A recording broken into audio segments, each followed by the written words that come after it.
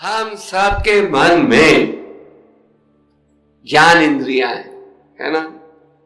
कैसे आंख है, कान है, नाक है ना, 5 ज्ञान इंद्रियां हैं, 5 काम करने वाली इंद्रियां हैं, 5 ऑब्जेक्ट्स ऑफ द सेंसेस। हाँ, तो जब आप अज्ञानता में रहते हो तो आप ये सोचते हो इन नेत्रों द्वारा मुझे गंदी तस्वीरें देखने दो, कानों द्वारा कोई भौतिक धुन या भौतिक चर्चा सुनने दो, नाक के द्वारा कोई परफ्यूम का फ्रेग्रेंस सुनने दो, जीभ के द्वारा जीभ के चस्के के लिए बिना भेदभाव के कुछ भी खाने दो।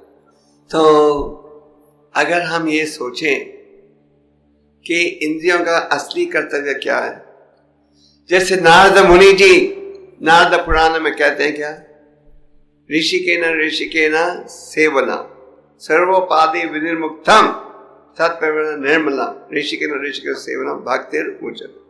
तो नारद मुनि जी ने कहा है कि हमें इन इंद्रियों का उपयोग सदा भगवान की सेवा में करना चाहिए। जैसे कि अमरीश महाराज ने उदाहरण दिया, ये बड़ा प्रसिद्ध उदाहरण है अमरीश महाराज का, कैसे उन्होंने नेत्रों का उपयोग किया भगवान के विग्रह का दर्शन लेने के लिए, उन्होंने अपने सिर का उपयोग किया भगवान के सामने प्रणाम करने के लिए, उन्होंने अपने पैरों का उपयोग किया किस लिए, भगवान के मंदिर चल के जाने के लिए। तो आप इन पैरों का उपयोग कर सकते हो इसी प्रकार मोटर चलाने के लिए या स्कूटर चलाने के लिए, मंदिर जाने के लिए।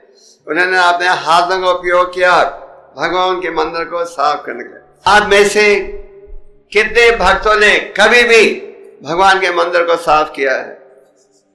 मंदिर को जब आप साफ करते हो उसके द्वारा हमारे अपने हृदय को भी साफ करते हो। कई बार आप भक्तों को बोलो मंदिर साफ करने के लिए, कहते हैं हम क्या भंगी हैं क्या? ये तो भंगी की सेवा है। तो भगवान का भंगी बनो तो ये बहुत बड़ी बात है। महाराज प्रताप रुद्र भगवान के भंगी बने थे तो भगवान ने उन्हें खास दिव्य दर्शन दिया अपनी लीलाओं का।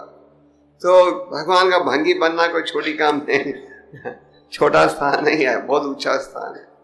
तो भगवान के मंदिर जाओ तो वहां मंदिर में तुम सेवा करो, ये नहीं कि हम मंदिर में केवल सांप की सेवा करेंगे, कोई बड़ा अधिकारी की सेवा दो तो वो करेंगे।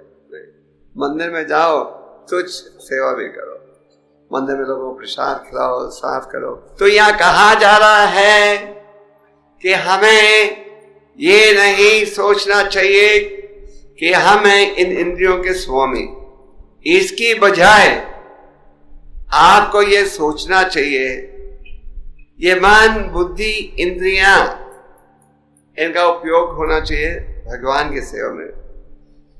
सनातन गोस्वामी जी जगन्नाथपुरी की ओर आ रहे थे, रास्ते में उन्हें बीमारी हो गई थी कोढ़ की, उनके शरीर से पस आ रहा था।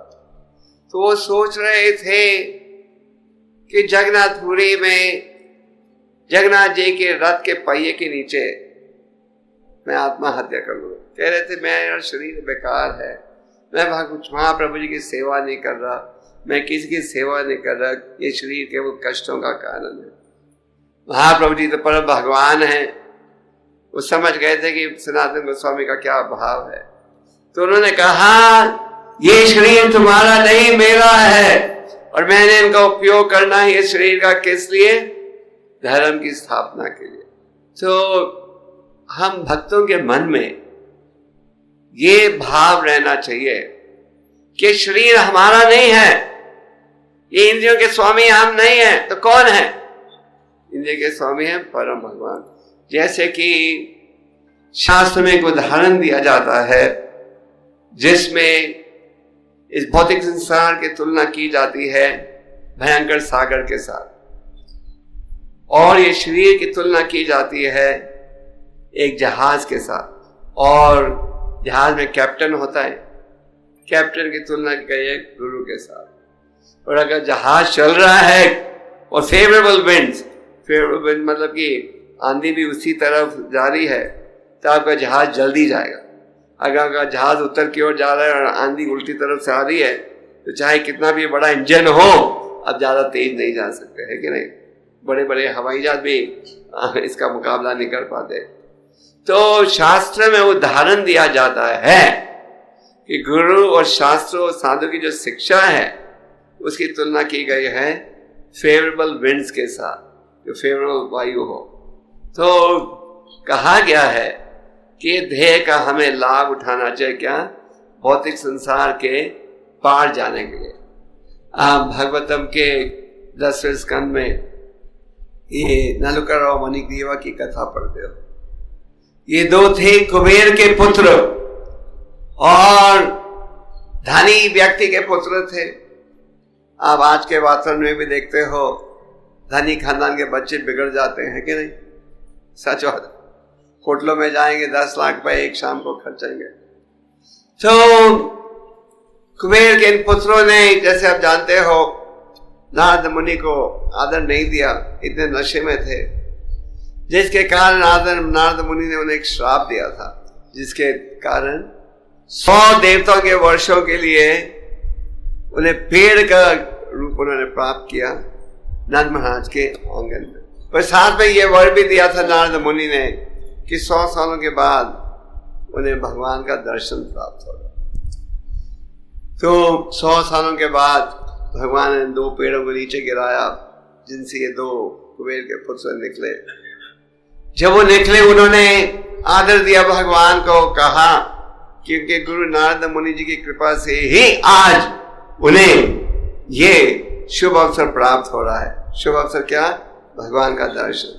आगे उन्होंने कहा कि अब से हमारी इच्छा है कि हम सदा हमारी आंखों के द्वारा आपका दिव्य दर्शन प्राप्त करें, कानों के द्वारा सदा आपका गुणगान सुने, जीभ के द्वारा सदा आपका गुणगान करें। तो उन्होंने कहा अब से, मतलब यह है कि इतनी देर हम अज्ञानता की स्थिति में थे तो हमने इन इंद्रियों का दुरुपयोग किया, लड़कियों के साथ खेले वगैरह, नशे में थे।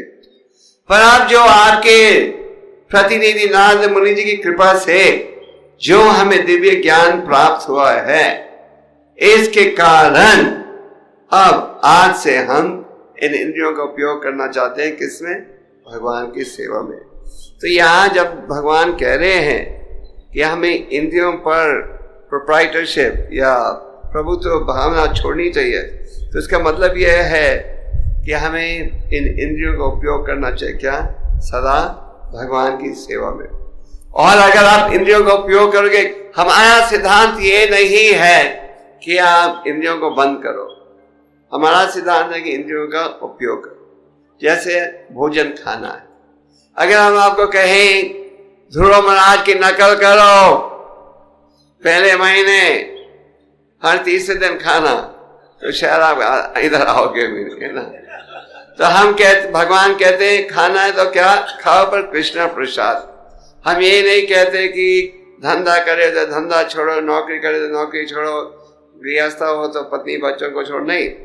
पर इन सब को शिक्षा दो किस प्रकार वो भगवान के शरणागत हो सकते हैं।